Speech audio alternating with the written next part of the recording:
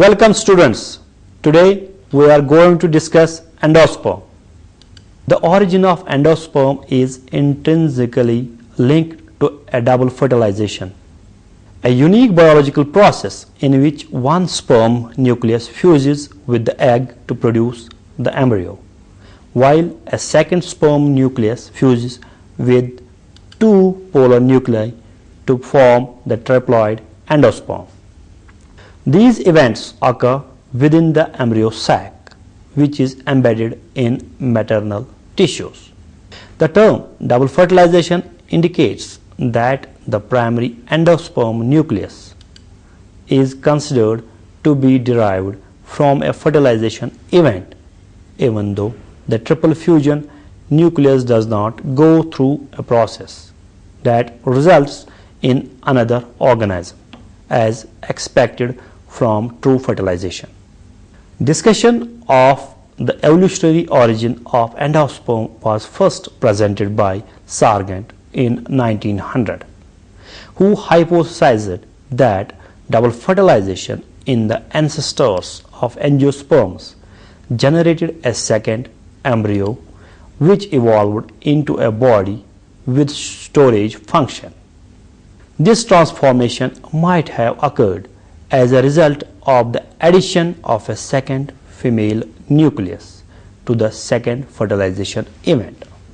The recent discovery that a second fertilization product regularly produces embryos in the non-flowering seed plant Ephedra trifurca, one of the closest relatives to the angiosperms, provides support for the first part of Sargent's hypothesis. Even though the fate of the second sperm nucleus does not result in a developmentally distinct nutritive tissue, it is unknown whether endosperm tissue evolved prior to or after the addition of a third nucleus to form the second fertilization product. Endosperm may originally have been diploid if the addition of a third nucleus to the second fertilization event occurred after the transformation of the supernumerary embryo into a nutritive tissue. However, caution must be exercised in this comparison because it is not known whether double fertilization in Ephedra is evolutionary homologous to double fertilization in flowering plants. The only angiosperms that do not form endosperm are the members of Orchidaceae, Podostemaceae, and Trapeaceae. In the Orchidaceae, triple fusion is usually completed, but the fusion product either degenerate immediately or undergo only one or two divisions. In the Podostemaceae, in the nucellus, a large cavity or pseudo-embryo sac into which the embryo is pushed down by the elongation of the suspensor. The pseudo-embryo sac seems to serve as a kind of substitute for the endosperm, although it has an entirely different origin. Now we will discuss the development of endosperm. The primary endosperm nucleus is normally located directly below the egg cell and undergoes division almost immediately after its formation. During triple fusion, only the sperm nucleus fuses with the polar nuclei, while the male cytoplasm do not take part in this process. This membrane of the primary endosperm nucleus is contributed by both the secondary nucleus and the male nucleus. Following fertilization, several changes occur in the fine structure of the central cell that are indicative of increased metabolic activity and organization of the protein synthesis machinery for the differentiation of the primary endosperm cell. Depending upon its mode of development, three types of endosperm have been recognized. These are: number 1, nuclear endosperm; number 2 cellular endosperm, and number 3 halobial endosperm. Now we will discuss them one by one. Number 1, nuclear endosperm. In this type of endosperm, the division of the primary endosperm nucleus and a few subsequent nuclear divisions are not accompanied with wall formation. This results in a condition where the central cell of the embryo sac has formed a few to several thousand nuclei freely suspended in its sac. Such a condition of endosperm may persist until it is consumed by the developing embryo, or it may become cellular at a later stage. When later is the case, which is more common, the wall formation is mostly centripetal, that is, from the periphery towards the center. The degree of cellularization varies. Mostly the endosperm becomes completely cellular, but in Phaseolus, cellularization occurs only around the embryo. In Crotalaria, the wall formation is confined to the upper region of the embryo sac. The classal region remains free nuclear, and it often elongates and behaves like a haustorium. It is only in later stages, when the food material in the classal cells is completely used up, that the activity of these haustorial lobes comes to an end.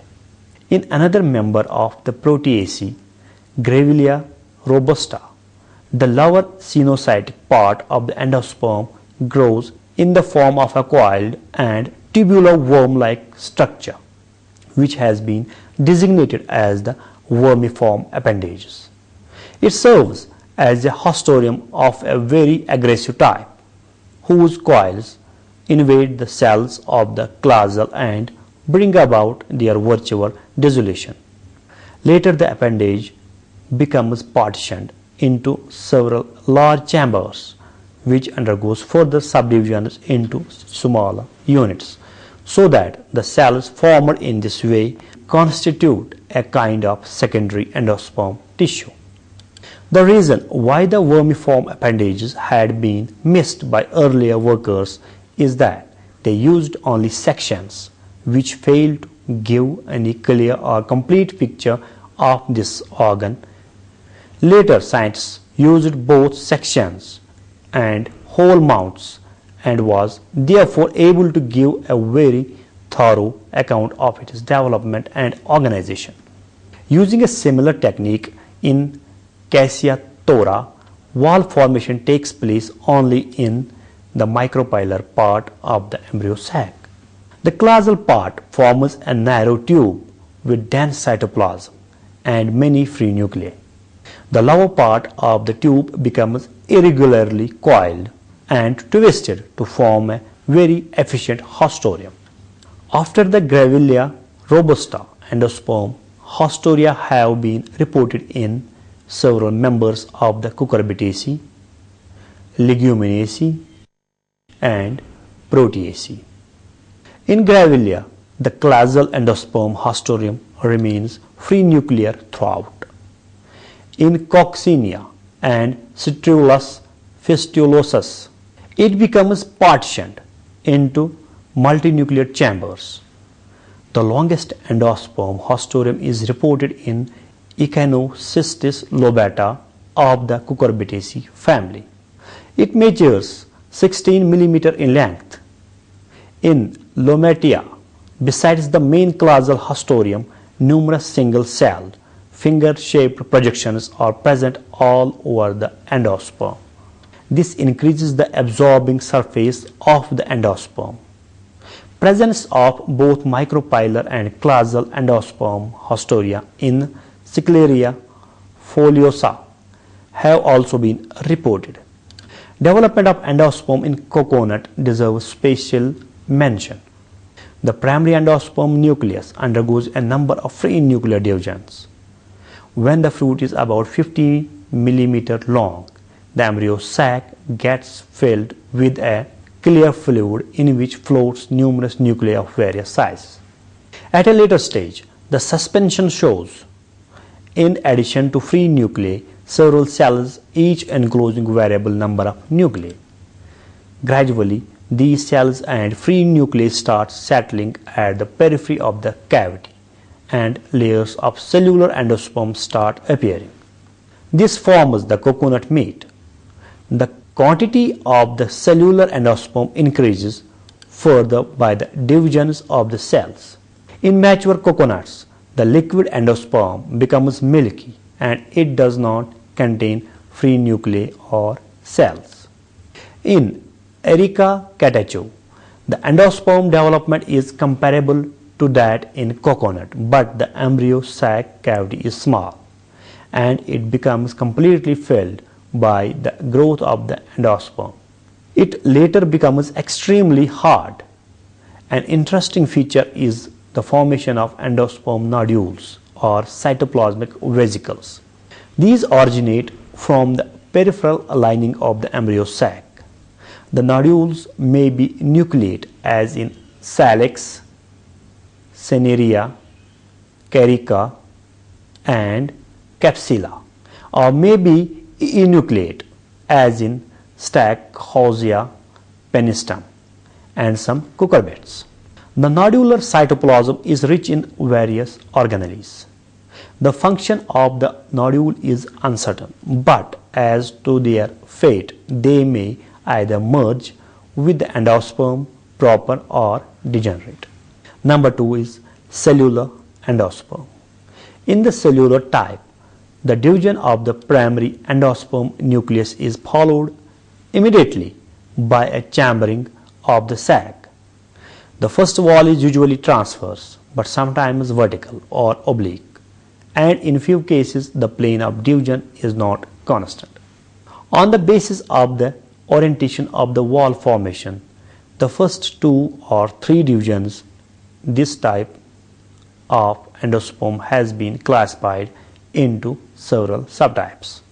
Eudoxa is the well-known instance in which the first as well as the second division of the endosperm mother cell is vertical, resulting in the formation of 4 large cylindrical cells, all similar to one another. The third division is transverse and results in 8 cells arranged in 2 tiers. The fourth division is also transverse, but further divisions are irregular. A similar orientation of the first wall is known in Scabiosa and Circaster. In Peperomia, Centranthus and Heliosis, also the first wall is longitudinal, but sometimes it may be oblique, and in Senecio there is no constancy about its orientation. Frequently it is longitudinal, but it may also be transverse or oblique. Differentiation of prominent endosperm haustoria have been observed in members of Sympatally and monocotyledons. The haustoria may arise at the classal end or at the micropylar end or at both. In the Nymphaceae and Araceae, the primary classal cell formed after the first division of the endosperm mother cell undergoes no further divisions and functions directly as a haustoria. The endosperm of Peltendra belongs to Araceae, shows several strands of streaming cytoplasm traversing the large vacuole of this cell. Its nucleus becomes lobed and hypertrophied, and the nucleolus breaks down into a number of highly vacuolated fragments. A similar large classal cell is seen in Thespium and Balanophora. The first division of the primary endosperm nucleus, which lies in the vicinity of the zygote, results in the formation of a small micropylar and a considerably larger classal chamber. Further divisions takes place in the micropylar chamber only in Balanophora, where the sequence has been followed in greater detail. The micropylar chamber divides vertically to form two adjoining cells enveloping the zygote. The second and third divisions are transverse and results in 4 and 8 cells respectively. The following divisions are less regular, but the young embryo soon becomes surrounded by a number of small endosperm cells. Later, owing to a further increase in the number of endosperm cells and their enlargement, the large clausal haustorium becomes squeezed and crushed. A very well developed and aggressive micropylar haustorium occurs in impatiens. The first division of the primary endosperm nucleus gives rise to two chambers. The micropylar chamber, which is smaller, divides transversely into 3 cells. The uppermost of these, containing the zygote, forms a giant haustorium. The next gives rise to a group of cells which lie in close proximity to the young embryo. The third, in which the divisions are not accompanied by wall formation, fuses with the large clausal chamber, which also contains only free nuclei. Eventually, cell formation takes place here also, but some rounded masses of plasma, often containing several nuclei, seems to become detached from the wall of the embryo sac and swim as free plasma balls in the liquid below the cotyledons. In Crossandra, where the divisions in the clausal haustorium as well as the central chamber are accompanied by wall formation. The former undergoes 2 vertical divisions to form 4 cells.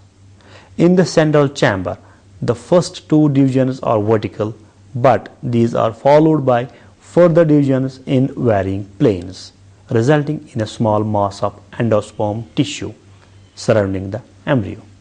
In Crossandra, therefore, the endosperm consists of only 3 regions: the micropylar haustorium, the clausal haustorium, and the central endosperm tissue. Well-developed micropylar and clausal haustoria also occurs in the Lobuliaceae. In Lobelia amoena, the first division of the endosperm mother cell is transverse and the second is vertical. Each of the 4 cells now divides transversely, resulting in 4 tiers of 2 cells each, that is 8 cells in all. The 2 cells of the micropylar tier do not divide again but extend around the zygote, forcing their way into the micropyle and forming a large haustorium. The 2 cells of the clausal tier grows downward into the basal end of the ovule, forming a large clausal haustorium, and the middle tier gives rise to the main body of the endosperm. Number 3. Halobial endosperm. This type of endosperm is restricted largely to monocotyledons. The primary endosperm nucleus moves into the clausal end of the embryo sac, where it divides, forming a large micropylar chamber and the small clausal chamber. In the micropylar chamber, as a rule, free nuclear divisions and cell formation, if any, start at the later stage. In the clausal chamber, the nucleus either remains undivided or divides only a few times. If later is the case, the divisions are usually free nuclear. Now, we will discuss rumination of endosperm. Mature endosperm with any degree of irregularity and unevenness in its surface contour is called ruminate endosperm. This is not the 4th type of endosperm development. Rumination starts at a late stage of endosperm development, and it may belong to any one of the 3 categories described. Ruminate endosperm is found in at least 58 plant families and is common among the woody tropical genera. Rumination is caused by the activity of the seed coat or by the endosperm itself. In the former case, the irregularities on the inner surface of the seed coat may arise by, first, unequal radial elongation of any one or the only layer of the seed coat. For example, Passiflora calcareata. Or number 2, definite ingrowth or folding of the seed coat. The second cause is of the more common occurrence and is found in the Annonaceae and Aristolochiaceae. Plant biologists in 1962 classified ruminate palm seeds as, first, the Annona type and Myristica type.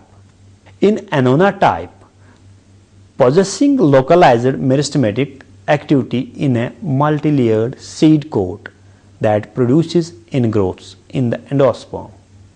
Examples are Caryota and Heterospathe. Second, the Myristica type, which is similar but the ingrowths have vascular tissue or are subadjacent to vascular tissue. Examples are Adonidia and Bentingia. Rumination of endosperm by its own activity occurs in Myristica, Coccoloba, etc. In these plants, the endosperm begins to increase in volume simultaneously with the increase in volume of the seed. It soon absorbs the nucellus and comes in direct contact with the seed coat. During further growth of the endosperm, the irregular inner surface of the seed coat makes it ruminate. On the other hand, in andrographs and elateria, the endosperm exhibits unequal peripheral activity during late stage of its development and causes the seed coat to attain an irregular configuration. Now we will discuss functions of endosperm. The endosperm is rich in reserve food materials in the form of carbohydrates, fats and proteins. The main functions of endosperm are: number 1, at the time of fertilization, the embryo sac has very little nutritive material. After the endosperm advances in development, it stores enough food substances to ensure an adequate supply for the developing embryo. Number 2, in the majority of angiosperms, the zygote divides only after the endosperm has reached a reasonable stage of development. Even in those cases where the zygote divides before or simultaneously with the endosperm, the latter soon surpasses the embryo in growth. Number 3, generally the embryo grows only when the endosperm develops properly. If the endosperm aborts, as happens in many incompatible crosses, the growth of the embryo is adversely affected. Number 4, in the absence of endosperm, for example in families Orchidaceae, Podostemaceae and Trapeaceae, special provisions exist to ensure the nutrition of the developing embryo. Number 5, during its growth, the embryo depletes the surrounding cells of the endosperm in their contents. In many plants such as legumes and cucurbits, the embryo consumes the endosperm completely before the seed attains maturity. During early stages of endosperm, as a nurse tissue does not show specificity for its own embryo. For example, liquid endosperm or endosperm extract from immature fruits not only supports the growth of its own embryo but can also nourish the embryo of other angiosperms. Coconut milk collected from green fresh fruits has been successfully employed for growing embryos of many plants. Immature endosperm is also potent for inducing divisions in highly differentiated and mature cells, such as the cells of secondary phloem in carrot. Apart from being a nutritive tissue, endosperm also regulates the precise mode of embryo development. Removed from the influences of the endosperm, very young embryos fail to mature even in the richest artificial nutrient media. The isolated older embryos often skip the normal stage of the embryogeny and show precocious germination in cultures. Dear students, this is all about endosperm. Thank you very much.